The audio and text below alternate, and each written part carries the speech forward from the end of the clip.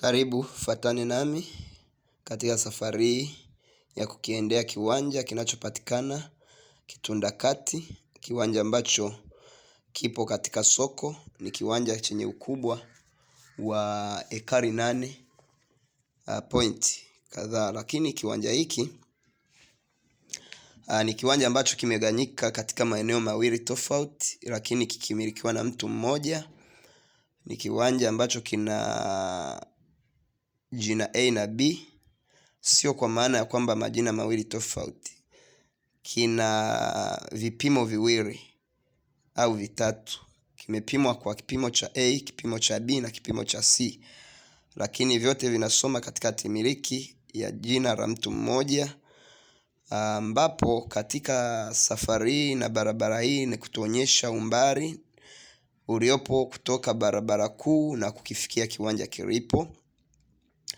Mpendwa mtazamaji wa video hii, ni usitishike kwa kuona mtembeo wa picha na kuzichukulia kana kwamba ni picha za kuharakishwa katika kurudufiwa.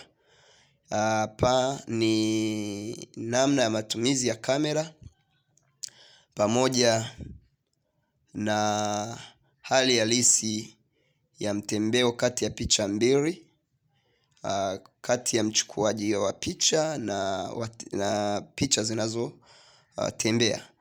Lakini tukijikita kwenye eneo la kutafuta umbali, tutagundua katika umbali wa safari yetu kwa kutumia vyombo vya moto kama magari, pikipiki au maarufu kama bodaboda, na kutumia utembeaji wa miguu kukifikia kiwanja kilipo, ni umbali tu usiopungua dakika 10 hadi 15 kwa mwendo wa miguu, na kwa mwendo wa vyombo vya usafiri ni umbali ambao unachukua takriban dakika 5.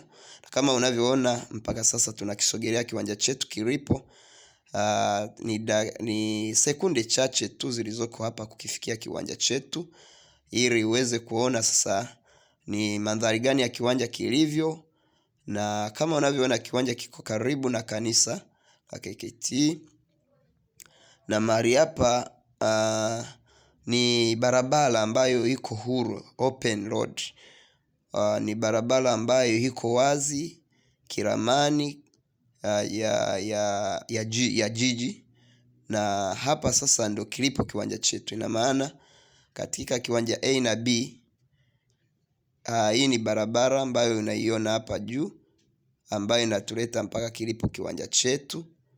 Na kama hii ni barabara inayotuleta mpaka kwenye kiwanja chetu, sasa kwenye mpango wa uwekezaji tayari unapata picha halisi ya kwamba kama nikaweka mpango wa kujiwekeza katika eneo hili, uwezekano wa kufika katika miundombinu ya barabara ni wa karibu mno, ambao kuchukulia hata hatua 5 kufika eneo la kiwanja kilipo na barabara ilipo.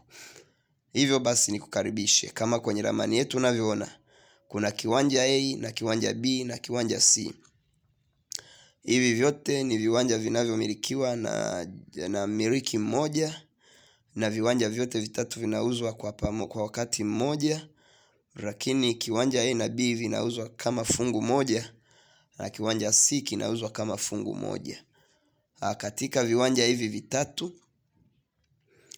kila kiwanja kina maandishi yake na gharama zake kama inavyoonekana katika mwongozo wa maandishi ambayo siwezi kutamka.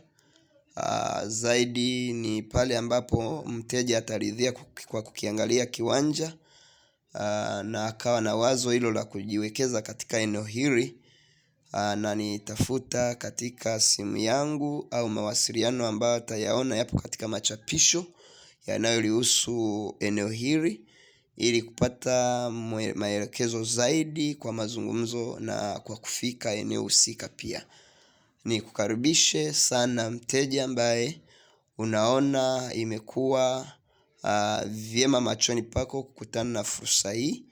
Unaweza ukashare na rafiki yako ili kumfikishia taarifa hii, na kumwonyesha fursa hii ya uwekezaji katika ardhi. Hili eneo ni eneo linalopatikana eneo la mjini. Kwa nyakati zetu ni vigumu sana kupata eneo la ukubwa kuanzia ekari katika eneo la mjini. Lakini kwa wakati huu umeonekana iwe fursa sasa kwamba ili eneo kuwa wazi kwa ajili ya mauzo. Kuna shughuli nyingi zimekuwa zinaendelea katika viwanja hivi. Lakini tunapofika mwafaka wa kuuza eneo hili, ikupe nafasi ya kujua kwamba ni fursa, na eneo hili halikatwi vipande vipande. Kama unavyoona kwenye ramani yetu, kila kiwanja kinavyochorwa ndio soko lake linavyotembea. Kwa hiyo nikukaribishe katika soko letu kwa ajili ya viwanja hivi. Karibuni sana. Mungu awabariki.